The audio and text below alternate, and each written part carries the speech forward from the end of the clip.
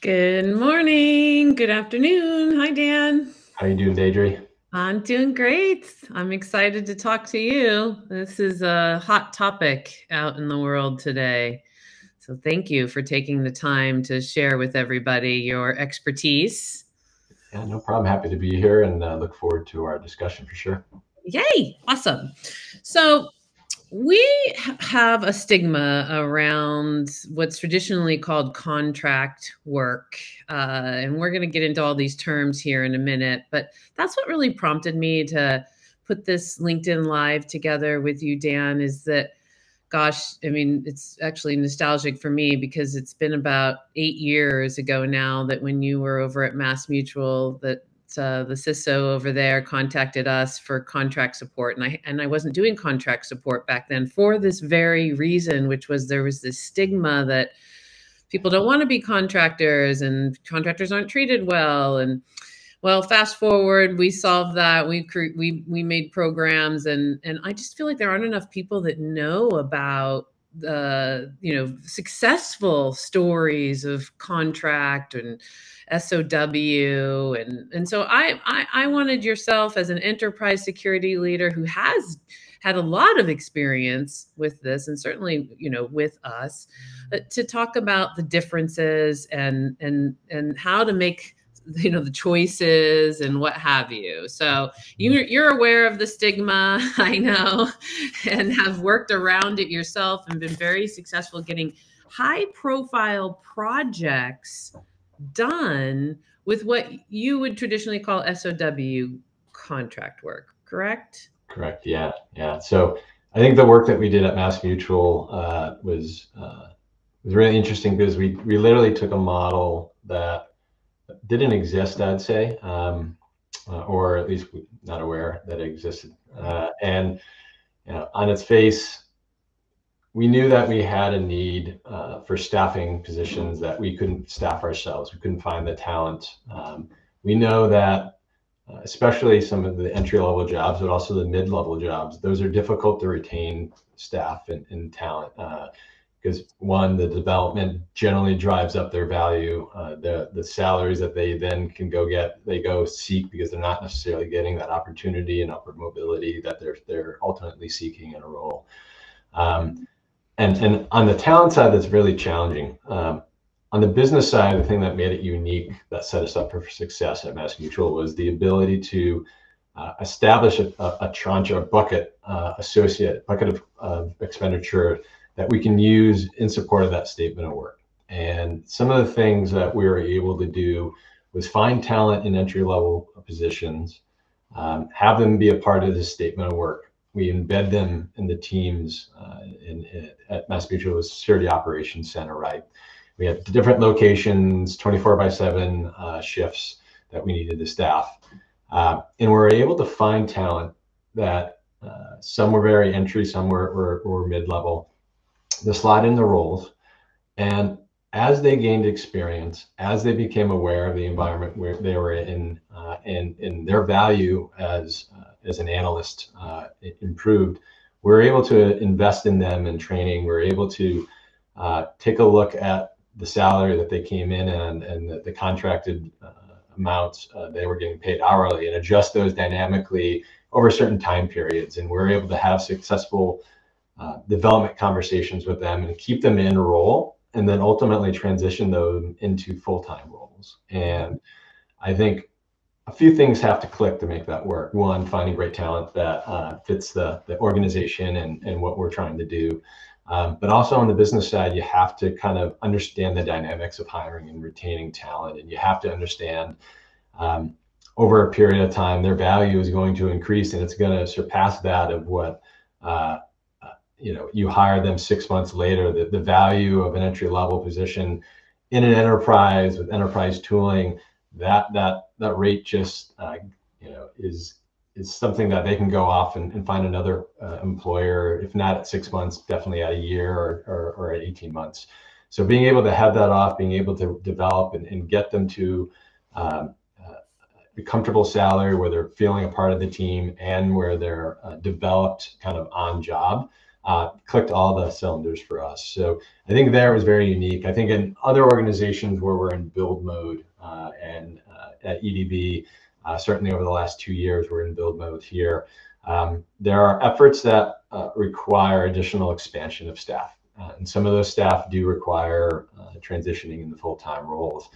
And we don't always, just given year-over-year budgets, have the ability to add staff, but we can add and allocate expenditure towards statement of work. And where I think statement of work is important in this context is we're able to set defined goals that we all agree are the outcomes that we need. We're able to find the great talent that you're able to source and be a part of that process of bringing them in the door and finding people that we want to work with, and not necessarily just assigned a resource that has a block of time in their schedule. And the outcomes we're able to kind of get to is finding people that mesh well with the teams, that understand the type of business that we're in, and ultimately are able to help deliver on those goals. And where we're successful and where everything clicks along the way, we're able to make that transition from a statement of work kind of contractor to a full-time when it makes sense. So yeah, it's been very helpful for us in a number of areas and different companies in my career. Yeah. I love that you broke that down. So yeah, the work we did at MassMutual was more contract work, longer term, train and develop. We were training people, you were utilizing, because you can't train when you hire contractors. You can't give them the type of training, right? You can't legally do that. And so yeah, that was so fun. And here we are at EDB where it's SOW work, very big projects, high visibility projects, senior individuals, both on the tech side and the GRC side, right? We've done both of those projects, and converting where it makes sense. And when it doesn't, these professionals have options that we help them with, and we're all in sync and we're all in tune on timing and soft landing. Yeah. Not only do you get to select, because CyberSN and our whole matching works so quickly, that you get to choose, and then we all stay in tune. And if it's a conversion, great. If it's not, we're ahead of it. And so we're able to turn people that have never done SOW work, as I think almost everybody you've gotten from us has never done that type of work before. But because, to your point, the projects are so detailed that we work out, people like, that's a great project. It's going to be at least a year. I'm game for that. I like that idea. And they're going to treat me nicely too. And that's just, what happens. And I just want to say, with a lot of FTEs, they're working on projects that aren't exciting constantly and aren't measurable. And there's hard to feel professional efficacy. And so what I'm finding is professionals are loving it. Yeah, it's no problem. And then another one for a year, and I actually can feel completion, and I'm doing something really valuable. So that's what I'm hearing on and seeing and watching, and why I'm advocating for more of it. I think what it comes down to is just there's more work put into hiring these types of professionals than an FTE a lot of places, because the planning of an FTE is like 3 months out. Right? It's interesting. I think, traditional, I'm going to bring a consultant in just to do some work, say over a quarter. I think folks feel that somewhat disposable, and on our side, I mean, the effectiveness of someone coming into an org, being able to orient and then deliver a quarter really isn't appropriate for most types of projects or work activities, like assessments and things. Maybe that works out. I think one of the stigmas, especially with, hey, I'm going to become a contractor, is this a long-time gig? What's the stability of my role? Are they just going to get rid of me if things go sideways? And while there's always some business constraints and things that organizations are working through, some of the things that aren't movable are objectives for the year, how those align to board objectives that are being reported on, all the work that we've done over the last 2 years ends up on one or more reports that go up to the audit committee and boards here at EDB. So it's one of those things that there's stability in the work that we need to get done because we need to get it done, right? There's drivers, whether it's customer orientation or just reducing risk within the enterprise. So yeah, I do think it ends up being a safe space for folks that are full-time today, want to transition to something new. I think it's one of those things as well. If we get towards the end of a contract, we're very transparent and we plan that out so we can find the next role for an individual. And I haven't had a time where someone wasn't being transitioned into a full-time role where we had a problem on the exit of the individual. We were able to have that kind of open kind of dialogue, and everyone kept it professional. So Totally. yeah, Totally. definitely has worked out well. Yeah, I mean, to me, there's no other way to be in the business of. I can't. It's hard enough to play capitalism than to play that part of it. So I love hearing that, and yes, that is the expectation. I can't help but come back to, and I think it's important to point this out a bit here. One of the things I didn't know in the industry, again, having not gotten into it for any other reason than being asked to do something different, is that, you know, you really get to select. It's a big deal. And we're, as humans, working together is our biggest problem. The only problem we really have, it's not tech, other than, you know, we're not automated and we're all in alert hell and vulnerability hell. But other than that, that's not our problem, tech. It's people and personalities and emotions and life challenges and all these things that happen. And to be able to pick your talent, I didn't realize that wasn't common in, you know, working with another vendor, let's say. So I would imagine that's been game changing to everything we've done together. I didn't even get that until you told me earlier. Yeah. The common thread over the last 8 years, and we worked across 3 companies through that period of time. I think the human aspect of finding talent is so critical to the outcomes. Understanding how they integrate with the immediate team is what most folks kind of understand. But having worked at companies with different kind of internal structures, different personalities, and different business objectives, you really do need to find talent that is going to fit well and navigate the type of org you're in. If you're in a financial services organization like MassMutual and others, navigating that culture and the constructs that have been built within the organization requires a certain skill set. If you're in a pre-IPO company on the other side of that spectrum, and depending on the product mix even, you know, between, are you pure SaaS or are you actually delivering software and hardware? Those types of challenges are different, and the type of people you're hiring, the code bases, the engineering talent, how they develop, are all headwinds that in information security we have to navigate. And being able to find talent that aligns to that and isn't just assigned as oh, we have so-and-so, they have a block of time for 6 weeks coming up, and you know, we'll put them on the project for you. There's a difference in that catering to needs, and ultimately, you know, replacing an individual, you know, even if it's as early as a third through the project, even if it's a month, you're losing steam on a timeline that's condensed already.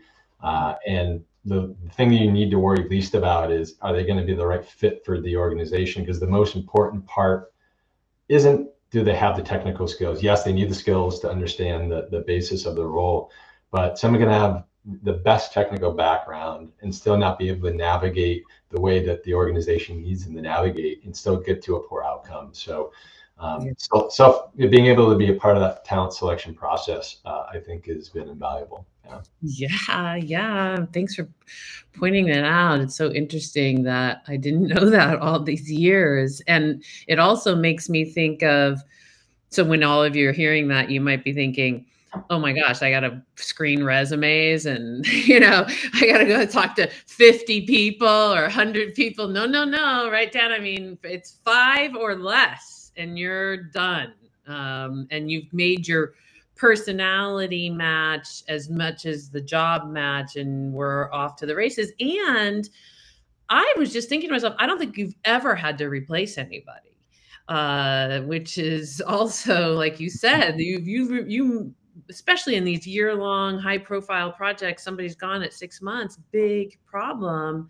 And so a match to me isn't just, you know, the doing the job and the personality, it's also the money. Meaning I've heard a lot of horror stories of people starting contract jobs because they needed to do the work.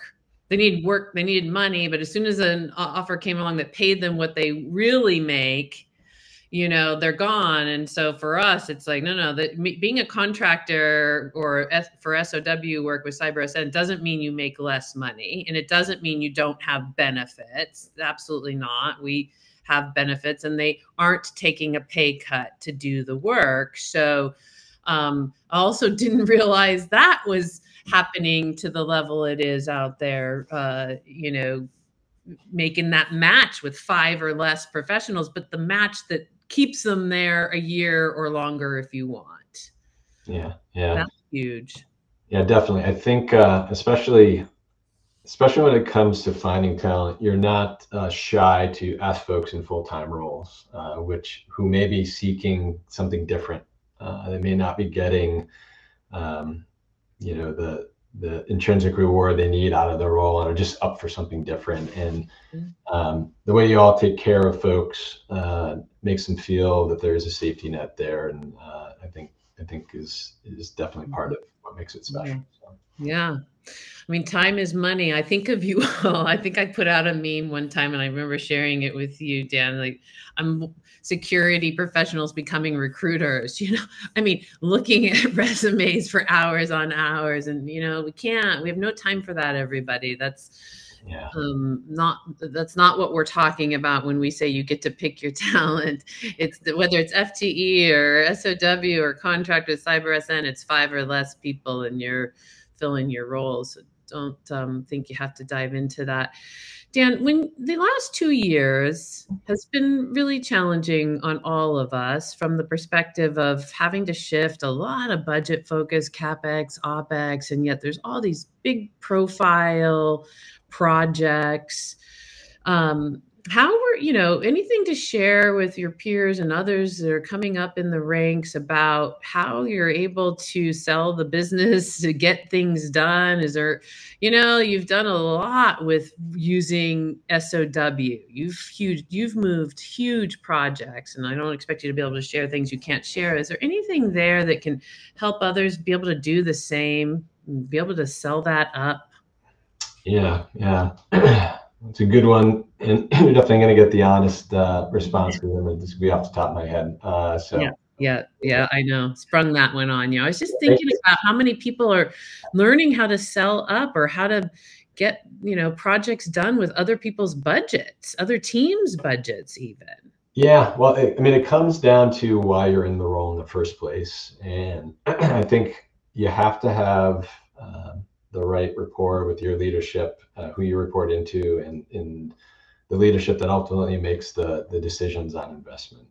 And when we look at the types of projects that we are able to get done and are getting done now, they fell into 2 buckets, and it's how I think about really a modern CISO role anyway these days. It's how are we supporting upside growth, and how are we investing to enable the business? I work for a product company. How are we enabling the business to be able to sell product and grow the business, which at the end of the day opens up more budget for you?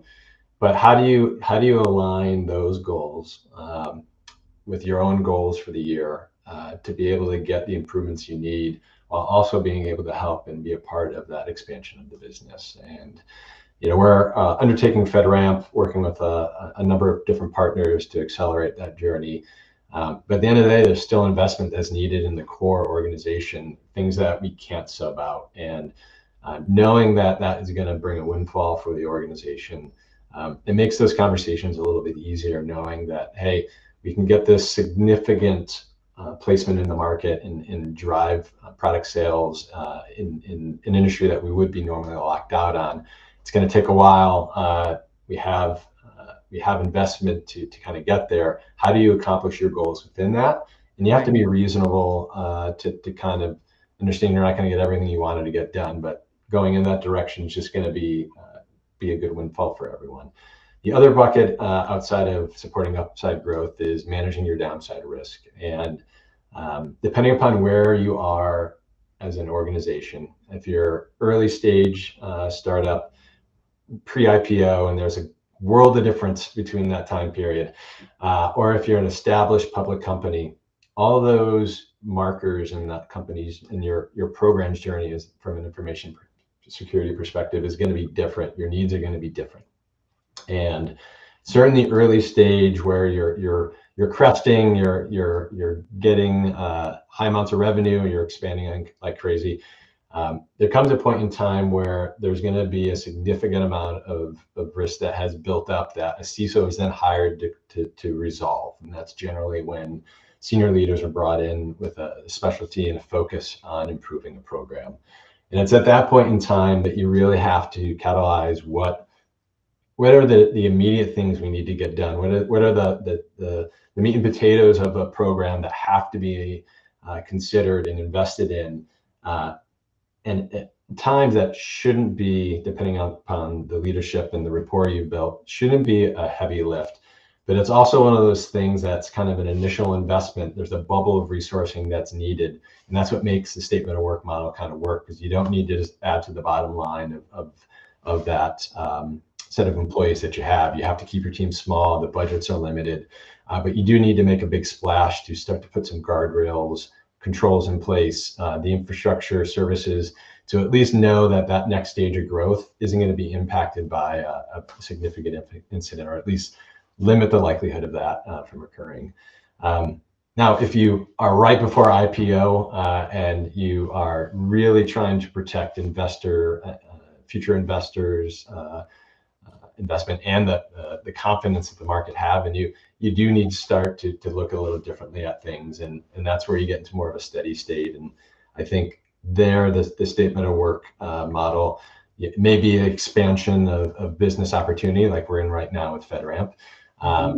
But you could see transitioning to, all right, well, we need to be able to staff some operations, and it gets into more of a mass mutual model as you become public, where we just need to keep staff consistent. We need stability in the functions. We need to limit the risk we might have of a function where we have attrition and we have no backfill for those roles. And hey, we need to keep our SLAs and ultimately the security operations kind of going as the business needs us to do. So sum it up, I think there's different stages that leaders have to make different choices, and at different times the projects and the work look different, and that statement of work model, an investment model conversation can be different, needs to be different, and how you communicate that ultimately ties back to, are you supporting the growth of the business based on current objectives, or are you really trying to pay down the risk that the business has? And yeah, it's always a balance. I was gonna say, we're both constantly, yeah, and both together. And yeah, I love the way you laid that up from first of all, everybody says, oh, chief information security officers. Like, there's tons of different types of chief information security officers, depending on whether it's, like you're saying, public, private, size, different things. And so, yes, breaking it down between private and public, I love that. And also, it just, as you're talking, I just can't help but think to myself, my gosh, I know, and yet I forget just how important it is for you, leaders like you, to be in this chaos, trying to, turn it to a lot more stability and support.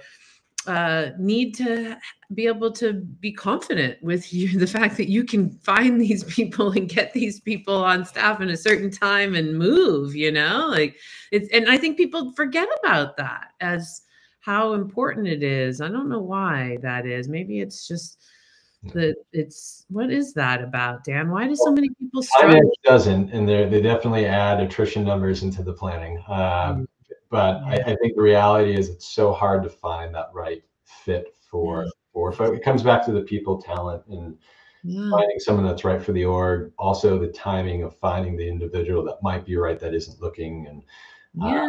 it Yeah. it, It's, it, it becomes something that you shouldn't have to worry about, but when you're in the middle of it, it is something you worry about almost every day. So yeah. it's challenging. Well, it makes me feel good that you don't personally worry. But we'll run with it. Yeah. I'm just kidding, and not.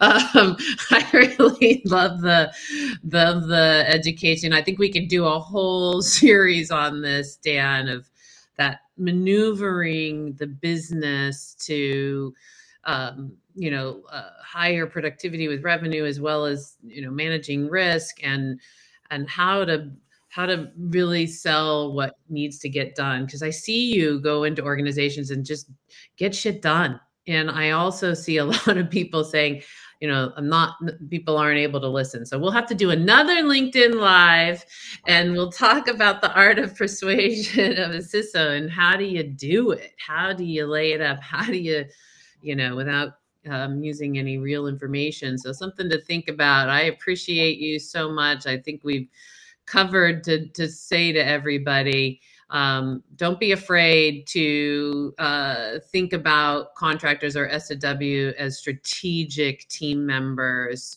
It can be done. Dan's been doing it now for, well, at least 8 years with me, I know, and CyberSN, and certainly lots of others. And so let's recognize that we've got options here for sure.